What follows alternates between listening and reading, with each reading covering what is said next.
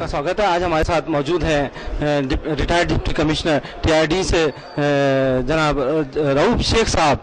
आइए उनसे जानने की कोशिश करते हैं और हम जानते हैं कि किसी संस्था को काम करने के लिए उसकी शुरुआत कैसी हो और उन्हें मिलने वाली गवर्नमेंट फैसिलिटीज़ और जिस पीरियड से जिस प्रोसेस से वो गुजरती है उसे किस तरह से अपने आप को मेंटेन बनाए रखना चाहिए और उसके गवर्नमेंट से मिलने वाली फैसिलिटीज़ के फ़ायदे उठाना चाहिए। रऊफ शेख साहब, 1-to-1 स्कूप में आपका स्वागत है।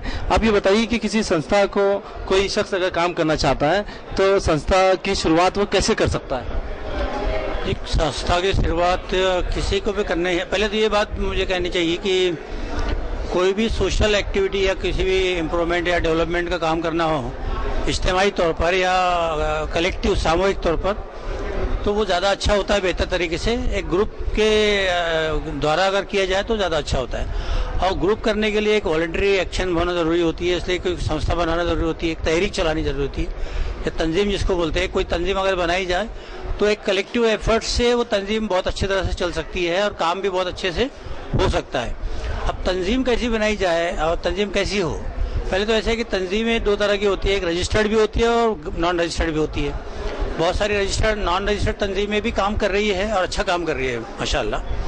लेकिन अगर तंजीम रजिस्टर्ड हो जाए तो वो बहुत अच्छा होता है, उसमें उस तंजीम को फ़ायदा होता है, उसमें लोगों की रिलायबिलिटी भी तंजीम में बढ़ती है क्योंकि उसको कानून का सपोर्ट मिलता है, कानून में उसको एक रिकग्निशन मिलती है। तो रजिस्ट्रेशन का प्रोसेस होता है कि हमारे यहाँ पर जैसे 2-3 तरह के रजिस्ट्रेशन होते हैं किसी भी तंजीम को रजिस्ट्रेशन कराना है। पहले तो है कि सोसाइटी रजिस्ट्रेशन एक्ट है, दूसरा में पब्लिक ट्रस्ट एक्ट है या इंडियन पब्लिक ट्रस्ट एक्ट है, तीसरा एक वक्फ बोर्ड का भी इंडियन वक्फ एक्ट है, उसमें भी रजिस्ट्रेशन होता है। जो वक्फ का फंड्स लेकर कलेक्शन करते हैं, जैसे ज़कात कलेक्शन करते हैं, उसमें से कोई तंजीमें चलाती है तो वो वक्फ में भी अपना रजिस्ट्रेशन कर सकते हैं। तो 3 एक्ट है जिसके अंदर उसको रजिस्ट्रेशन करना चाहिए। रजिस्ट्रेशन अगर हो जाए तो फिर उसके ऊपर जिम्मेदारी आयद हो जाती है कि उसने क्या करना चाहिए। एक बार रजिस्टर्ड हो गया तो आप गवर्नमेंट के नज़र में एक लीगल एंटिटी बन गए, अब लीगल स्टेटस आपको मिल गया, लीगल पर्सन बन गए।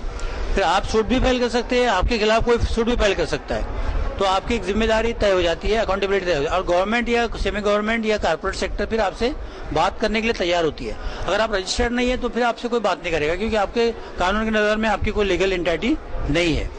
पहले तो ये है कि आपको रजिस्टर्ड हो जाना चाहिए। नॉन रजिस्टर्ड और रजिस्टर्ड में कुछ फायदे और नुकसान होते हैं?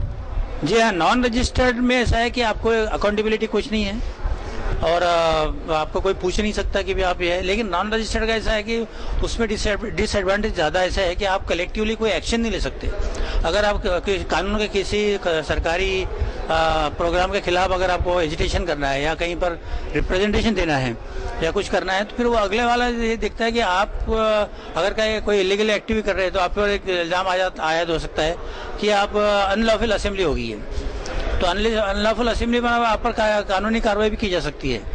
तो आप एनजीओ अनरजिस्टर्ड रखते हैं तो फिर आपको एक्टिविज्म वाला काम आप नहीं कर सकते। एक्टिविज्म वाला अगर आपको काम करना है तो आपको रजिस्टर्ड होना चाहिए। रजिस्टर्ड होगा तो फिर आप रजिस्टर्ड संस्था के माध्यम से किसी की इजाज़त ले सकते हैं, परमिशन ले सकते हैं।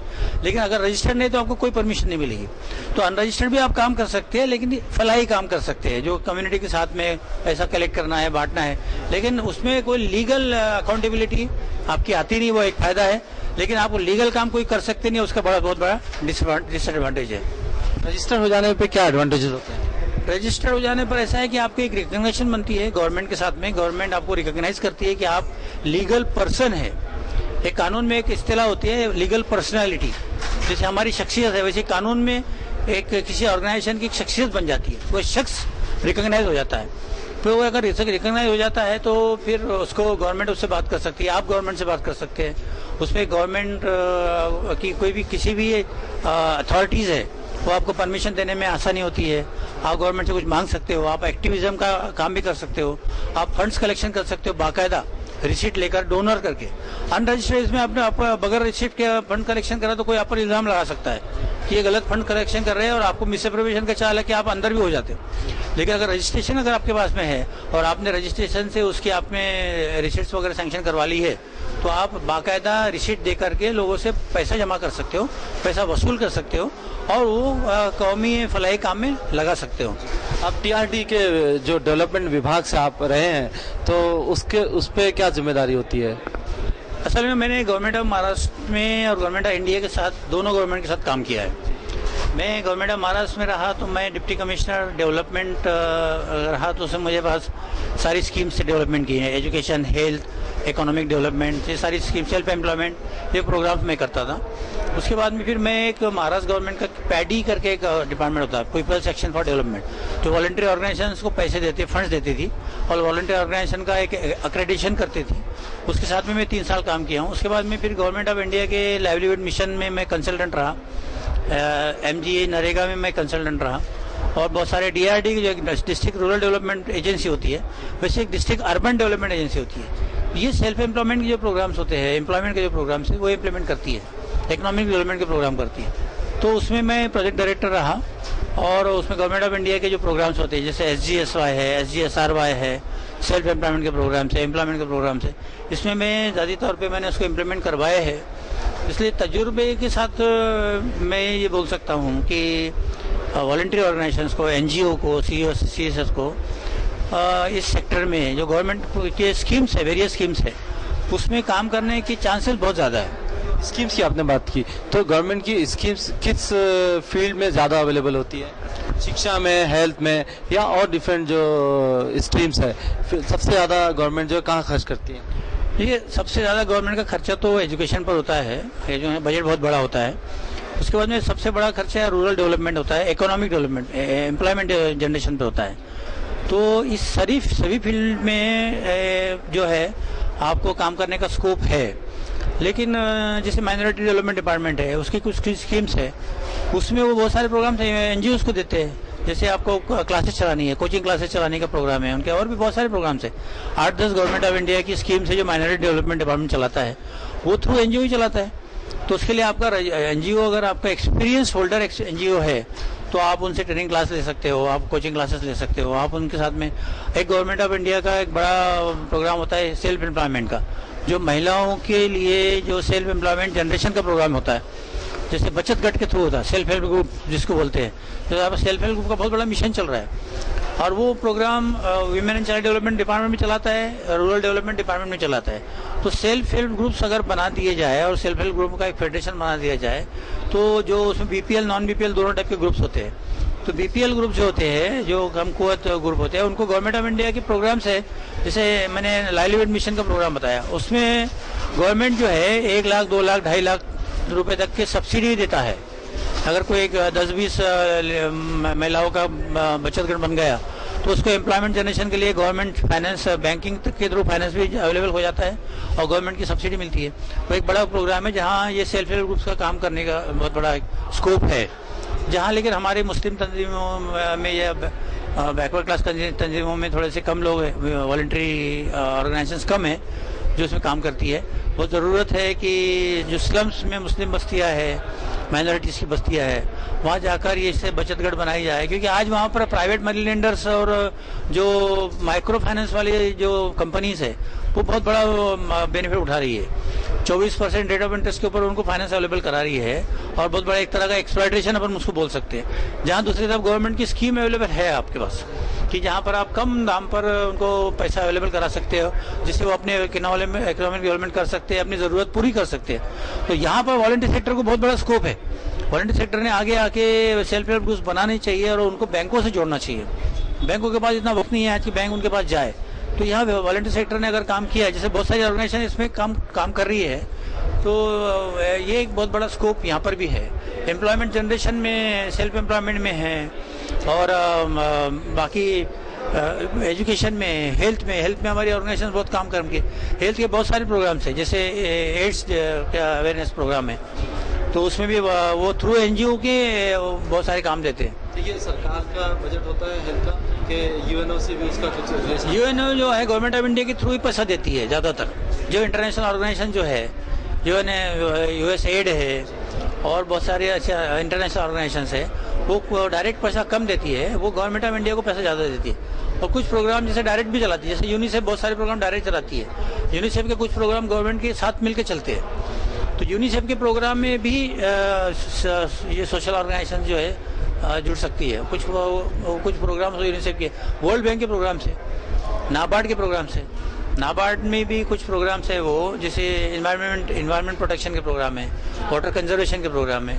तो ये प्रोग्राम्स वो एनजीओ के थ्रू ही देते हैं। लेकिन एनजीओ इसके एक एस्टैब्लिश एनजीओ हो जिनके 3 साल का वो रिकॉर्ड देखते हैं, किसी भी कोई भी प्रोग्राम चाहे कॉर्पोरेट सेक्टर दे चाहे गवर्नमेंट दे एनजीओ को, सबसे पहले उसकी रिक्वायरमेंट होती है कि वो एनजीओ ने 3 साल अपने बलबूते पर कुछ काम करके दिखाना चाहिए। 3 साल उसने अपने वॉलंटरी लोगों से पैसा जमा करके, अपना खुद का पैसा लगा करके 3 साल उसने काम करना चाहिए, पब्लिक में रहना चाहिए, पब्लिक में जाके काम करना चाहिए, और उसके बाद में फिर उसने हर साल का ऑडिट कराना चाहिए, फाइनेंशियल ऑडिट कराना चाहिए। उसके पास फिर 3-4 चीज़ें ज़रूरी है। एक तो चीज़ है कि उसका रजिस्ट्रेशन होना चाहिए, उसके पास पैन कार्ड का नंबर होना चाहिए, उसके बाद खुद का अकाउंट होना चाहिए, बैंक अकाउंट होना चाहिए। उसके बाद फिर अगर ATG और 12A का रजिस्ट्रेशन है तो बहुत अच्छी बात है, वो उसके पास वो ले सकता है। तो ये सारी चीज़ें जो है, और 35A का रजिस्ट्रेशन उसको लेना चाहिए। अगर उसको फॉरेन फंड्स मिल सकते हैं तो FCRA का रजिस्ट्रेशन भी उसको मिल सकता है। तो किसी भी वॉलंटियर ऑर्गेनाइजेशन ने ये 5-6 टाइप के रजिस्ट्रेशन ले लिया, एक बार रजिस्ट्रेशन ले लिया तो फिर रजिस्ट्रेशन लेना जरूर ये कंप्लीट नहीं होता है, उसके एनुअल रिटर्न्स फाइल करने पड़ते हैं। तो उसने फिर हर साल उसको ऑडिट करवाना चाहिए और फिर उसको रिटर्न्स फाइल करनी चाहिए। रिटर्न्स फाइल की और 3 साल 4 साल इस तरह का वो काम करते रहा, उसके रिटर्न्स कंप्लीट है, उसके रिकॉर्ड कंप्लीट है, उसका अगर एनुअल स्टेटमेंट बराबर है, तो फिर अगर वो फिर अपने जैसे रेटिंग ऑर्गेनाइजेशंस होती है जो रेटिंग करती है एनजीओस का, एक्रेडिशन करती है, तो एक्रेडिशन ऑर्गेनाइजेशन की किसी भी वेबसाइट पे जाके अपना मेंबरशिप दाखिल करें और वो एक्रेडिशन ऑर्गेनाइजेशन जो है उसको फ्लश करेंगे, यानी वर्ल्ड वाइड उसको फैलाएंगी। इसका नाम वहाँ पर आ जाएगा, ये A क्लास रेटिंग है, A क्लास ऑर्गेनाइजेशन है, B क्लास है, C क्लास है, D क्लास है, और किस फील्ड में काम करती है। तो ये पूरा वर्ल्ड वाइड वेब पर ये जब दिखने लग जाएगा लोगों को, तो बहुत सारे डोनर्स होते हैं, बहुत सारे कॉर्पोरेट सेक्टर होते हैं, गवर्नमेंट के ऑर्गेनाइजेशंस है, जैसे हमने इंटरनेशनल लेवल पर अरेबियन कंट्रीज है जो फंडिंग करती है, और अरेबियन कंट्रीज में बहुत सारे मुस्लिम्स के स्लम में फंडिंग करना होता है, लेकिन उनको पता नहीं होता है कि वो कौन सी ऑर्गेनाइजेशन वहाँ काम कर रही है और कौन सी ऑर्गेनाइजेशन रिलायबल है। तो ये जब आपका एक्रेडिशन आ जाएगा और आपका अगर ये किसी ऑर्गेनाइजेशन के वर्ल्ड वाइड वेब पर आप आ जाएंगे, www पर आप आ जाओगे, गूगल सर्च मारने से आपका नाम अगर आ जाएगा तो आपको बड़े बड़े कॉर्पोरेट सेक्टर्स को, डोनर्स को आपका नाम पता चल जाएगा, फिर वो आपको थ्रू ईमेल या थ्रू आपको कांटेक्ट करेगी। इस तरह से बहुत सारा फंड है, उनके लिए भी आसानी होगी डोनर्स को कि आपको ढूंढने में, और आपको भी आसानी हो जाएगी कि आपको फंड्स अच्छे से मिल सकेंगे। इस तरह दोनों मिल करके कम्युनिटी डेवलपमेंट का काम बहुत अच्छा किया जा सकता है। एक तो आपने रूरल डेवलपमेंट में काम किया, तो वाटर कंजर्वेशन की जो बात की आपने कि महाराष्ट्र सरकार ने अभी आमिर खान को जो है उसका ब्रांड एम्बेसडर बनाया, तो आखिर ये वाटर कंजर्वेशन किस तरह का काम होता है? देखिए, वाटर कंजर्वेशन में 2 तरह के काम होते हैं। जैसे दिन ब दिन वाटर लेवल जो है डिप्लीट होती जा रही है, नीचे जा रही है, और पानी का जो सोर्सेस है कम होते जा रहे हैं। हैंडपम्प देखे हम लोग हर साल हैंडपम्प लगाते हैं और हैंडपम्प सूखते रहते हैं। तो इसको वाटर को स्टोर करना एक पार्ट और उसको कंजर्व करना दूसरा पार्ट है। अगर कंजर्व करेंगे, आप स्टोर करोगे तो अंडरग्राउंड वाटर रिचार्ज होगा और नलों में पानी आएगा, हमारे वाटर सप्लाई स्कीम में पानी आएगा। आज अगर हम शहर की बात ले लें, नागपुर शहर में अगर देख लीजिए, इतने ट्यूबवेल्स है, लेकिन हर साल ट्यूबवेल डाउन, उसके वाटर लेवल डाउन होते जा रही है। तो गवर्नमेंट कॉर्पोरेशन का बड़ा प्रोग्राम है, रेन वाटर हार्वेस्टिंग का प्रोग्राम है। रेन वाटर हार्वेस्टिंग हर जो घर में मकान बांधता है उससे वो अंडरटेकिंग लेते हैं कि हम हमारे घर में छत का पानी कलेक्शन करके अंडरवर्ड रिस्टोर कराएंगे और उससे रिचार्ज कराएंगे, लेकिन कोई नहीं करता। तो ये इस फील्ड, एक तो ये है कि आपको रेन वाटर हार्वेस्टिंग रिचार्ज करके जमीन का वाटर लेवल रिचार्ज करना चाहिए, तो शहर में पानी की तंगी नहीं होगी। और दूसरा है कि रूरल एरिया में जो खेतों में पानी चाहिए, स्टोरेजेस में, डैम में पानी चाहिए। आज डैम्स है, डैम्स में सिल्टिंग हो रहा है, छोटे छोटे बांध बांधे हुए उसमें सिल्टिंग हो रहा है, और बांधे तो बह के चले जाते हैं। तो गवर्नमेंट का ये जो प्रोग्राम अभी चल रहा है, स्पेशली गवर्नमेंट ऑफ महाराष्ट्र का, हमारे CM साहब ने शुरू किया है, तो वो उसके अंदर में ऐसे कि छोटे छोटे चेक डैम बांधने का और उसके अंदर में पानी स्टोर करने का, और नालों जो नाले हैं उसकी विड्थ बढ़ाने का और उसका स्टोरेज बढ़ाने का और उसको चेक डैम बनाने का। इस तरह से नाले बड़े चौड़े करके नालों का स्टोरेज इतना बढ़ा दिया जाए कि उससे 2 फायदे होंगे, एक तो इरिगेशन को पानी मिलेगा और एक तो रिचार्ज ज़्यादा होगा। तो ये 2-3 तरह के फायदे होंगे, जिसमें असल में ज़रूरत जो पानी की ज़रूरत है पीने के लिए और इरिगेशन के लिए, ये दोनों ज़रूरत आगे चल के बहुत बड़ा एक क्राइसिस क्रिएट होने वाला है। और ये कोई किसी ने बड़ा सही कहा कि अगर थर्ड वॉर होने वाला है तो पानी पर होगा। तो पानी जो है ये बहुत बड़ी हमारी ज़रूरत है। तो ड्रिंकिंग वाटर के लिए शहरों को पानी जो अच्छा है, आज हमको पानी मिल रहा है डैम से पानी मिल रहा है। वो डैम बने थे खेती के लिए, लेकिन आज पानी वो डैम का हम शहरों में इस्तेमाल करें, खेती वालों को पानी नहीं मिल रहा है। तो छोटे छोटे काम वाटर कंजर्वेशन के करके, पानी जो बारिश का गिरता है उसको स्टोर करना, उसको कंजर्व करना, परकोलेट करना, जमा करना, रेन का पानी आता है, रेन वाटर पानी का हार्वेस्टिंग करना और उससे अपनी छोटी छोटी जरूरतें, गार्डनिंग वगैरह की जरूरतें पूरी करना। तो ये बहुत बड़ा प्रोग्राम है। बहुत पानी बहुत बड़ी दौलत है। तो उसके साथ साथ आखिरी मेरा सवाल ये कि FACR जो आपने कहा कि फॉरेन से जो फंड रेज करने की जो बात होती है दौलत, तो उसमें लीगली क्या चीज़ें संस्था के पास होनी चाहिए जो फॉरेन से फंड ले सके, और लीगली क्या प्रॉब्लम्स आते हैं उसमें?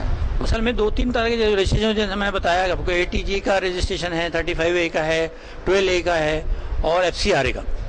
ये चारों रजिस्ट्रेशन अगर आपके पास है तो आपको फंड्स मिलने में बड़ी आसानी होती है। लेकिन ये रजिस्ट्रेशन के लिए जैसा ATG और 12A है और 35A है, ये इनकम टैक्स डिपार्टमेंट देता है और वो सिर्फ 4-5 सेक्टर को आप में काम करना जरूरी है। उसके लिए आपके संस्था के जो बायलॉज होते हैं, जो कॉन्स्टिट्यूशन होती है, उसके अंदर पहले उसकी प्रोविजन होना चाहिए। अब आप काम करने जा रहे हैं एजुकेशन का, लेकिन आपके बायलॉज में ऑब्जेक्ट है, एम सब्जेक्ट में एजुकेशन का कोई जिक्र नहीं है, तो आपको पैसा नहीं मिलेगा।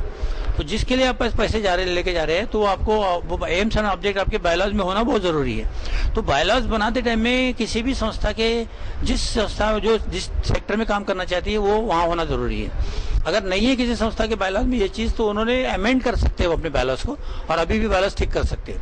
अब जब आप ATG के लिए और 35A के लिए या 12A के लिए, FCRA के लिए रजिस्ट्रेशन को जाएंगे, तो वो आपको स्पेशली आज इनकम टैक्स डिपार्टमेंट में बहुत रिस्ट्रिक्ट कर दिया है ATG और 12A का रजिस्ट्रेशन देना। उन्होंने कहा कि आपके 5-6 सेक्टर्स है जिसके अंदर में वो देखते हैं। आप एजुकेशन सेक्टर में काम कर रहे हैं क्या, इकोनॉमिक डेवलपमेंट कर रहे हैं, एनवायरमेंट में काम कर रहे हैं क्या, एनवायरमेंट कंजर्वेशन में काम कर रहे हो, वाटर सप्लाई के रिचार्जिंग में काम कर रहे हो, 5-6 सेक्टर में अगर आया है तो आपको ATG मिलता है। ATG में पहले हर किसी को दे देते थे, आजकल उन्होंने बहुत रिस्ट्रिक्ट कर दिया। तो ATG का रजिस्ट्रेशन अगर आप चाहिए तो आपको पहले इनकम टैक्स की वेबसाइट पे जाकर ATG के रजिस्ट्रेशन में आपको वो पता चलेगा कि वो कौन कौन सी चीजों में होना जरूरी है। वो 5-6 सेक्टर है जिसके अंदर में वो रजिस्ट्रेशन देते हैं। तो जिस ऑर्गेनाइजेशन के एम्स एंड ऑब्जेक्ट में ये चीजें नहीं है, उन्होंने वो अपने संस्था के कॉन्स्टिट्यूशन में, बायलॉज में वो एम्स एंड ऑब्जेक्ट में वो चीज डालनी चाहिए, अमेंड करके डालनी चाहिए। और फिर आपने ऑनलाइन रजिस्ट्रेशन के लिए अप्लाई कर सकते हैं। आप 12A ATG के लिए, FCRA के भी रजिस्ट्रेशन करने के लिए आपको फॉरेन कंट्रीब्यूशन जो है वो रेगुलेशन एक्ट में वो आपको जरूरी होता है, तो वो होम डिपार्टमेंट देता है FCRA का रजिस्ट्रेशन। तो उसमें आपने कोई ऐसी चीज देनी होगी कि होम डिपार्टमेंट भी इसको ऑब्जेक्शन ले सके। तो आप पब्लिक यूटिलिटी के वो FCRA का रजिस्ट्रेशन कैसा मिल सकता है, क्या है, उसके लिए बुक्स भी अवेलेबल है, वेबसाइट्स के ऊपर उसके गाइडलाइंस अवेलेबल है, होम डिपार्टमेंट के वेबसाइट में भी उसकी गाइडलाइंस है, बहुत सारे ऑर्गेनाइजेशंस के वेबसाइट पे गाइडलाइंस अवेलेबल है। तो वो आपको मिल जाएगी कि FCRA के रजिस्ट्रेशन के लिए क्या क्या चीज होना जरूरी है। वो चीज आपके बायलॉज में होना जरूरी है, वो चीज आपके डॉक्यूमेंट्स में होना जरूरी है। कोई भी जिस ऑर्गेनाइजेशन का आप काम करती है तो उसका डॉक्यूमेंटेशन करके रखना बहुत जरूरी है। आप जो भी काम करते हो, छोटा सा भी काम किया, आपने फोटो निकाली है, आपका प्रोसीडिंग लिखी है, उसका डॉक्यूमेंटेशन करिए, फोटो लिखिए, कहीं पेपर में प्रेस रिलीज आती है तो पेपर कटिंग रखिए। डॉक्यूमेंटेशन बहुत जरूरी है। डॉक्यूमेंटेशन कहीं भेजना होता है? जी हाँ, आपको जब रजिस्ट्रेशन आपको मिल जाता है तो रजिस्ट्रेशन के साथ में आपको फिर आपके ऊपर जिम्मेदारी आयद हो जाती है। आपको हर साल आपको रिटर्न फाइल करने होते हैं, तो एनुअल रिटर्न फाइल करने होते हैं। कोई भी रजिस्ट्रेशन आपने किया तो कोई रजिस्ट्रेशन ऐसा नहीं दे देता। आपको इवन चैरिटी कमीशन रजिस्ट्रेशन किया तो चैरिटी कमीशनर को आपको एनुअल अकाउंट्स मांगता है, आपको उसको 2% फंड जमा करने पड़ते हैं। तो हर रजिस्ट्रेशन के साथ में एक आपके पास लायबिलिटी होती है कि आपने उसको रिटर्न फाइल करनी है। तो रिटर्न फाइल आपको करते टाइम में आपको डॉक्यूमेंट्स देने पड़ते हैं, कुछ डॉक्यूमेंट्स देने पड़ते हैं। जैसे आपको अक्रेडिटेशन के लिए किसी संस्था से रजिस्टर करना है कि आपको आपका संस्था का अक्रेडिटेशन करना है, आपको A रेटिंग लेना है कि हमारी संस्था बहुत अच्छा काम करती है, कौन सर्टिफाई करेगा? अक्रेडिटेशन करने वाले ऑर्गेनाइजेशन सर्टिफाई करेगी। लेकिन अक्रेडिटेशन करने वाली संस्था को आपको काम बताना पड़ेगा हमने क्या किया, तो आपको आपका सारा डॉक्यूमेंटेशन दिखाना पड़ेगा। ये सर हमने यहाँ रजिस्टर कर दी, 3 साल में हमने ये काम किया, देखिए हमारी ये। आपको फील्ड में आके कोई नहीं देखता, सारे लोग आपको डॉक्यूमेंट्स देखते हैं। तो आपके डॉक्यूमेंट से डॉक्यूमेंट्रीज तैयार हो, आपके वीडियोज तैयार हो, फोटोज आपके पास में, तो आप इस तरह उसको जस्टिफाई कर सकते हैं कि आप काम कितना अच्छा कर सकते हैं। तो आपको ये बहुत मदद मिलेगी। बहुत बहुत शुक्रिया शेख साहब 121 स्कूप से बातचीत करने का। दोस्तों आप देखते रहिए 121 स्कूप, फिर किसी खास शख्सियत के साथ आपके सामने हाजिर होते हैं। तब तक के लिए मुझे दीजिए इजाजत। अल्लाह हाफ़िज़।